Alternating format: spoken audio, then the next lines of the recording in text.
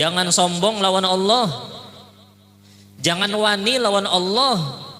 Kayak apa waninya? Kada hendak sujud di hadapan Allah atau mengurangi sujud di hadapan Allah sudah mandak. Nah sujudnya berapa kali yang wajib? Siang dan malam 5 kali sembahyang. Waktu itu barang dahulu. Wani benar, sombong benar, kada hendak sujud di hadapan Allah, apalagi sembahyang 5 kalimanya kada digawi. Orangnya bersyahadat asyhadu alla ilaha illallah, sombongnya panglawan Allah kada hendak sujud.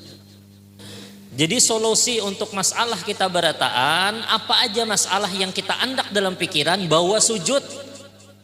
Ketika kita sujud, napa jar Sayyidina Muhammad, ketika kita sujud kita tuh parak benar lawan Allah. Sepaling parak hamba itu lawan Allah wa huwa sajid, ketika inya sujud. Andak masalah berataan kita, ya Allah lepasakan masalah ulun berataan, sujud, imbah tuntung sujud tuh hilang tuh berataan, asal yakin. Allahumma shalli ala Sayyidina Muhammad.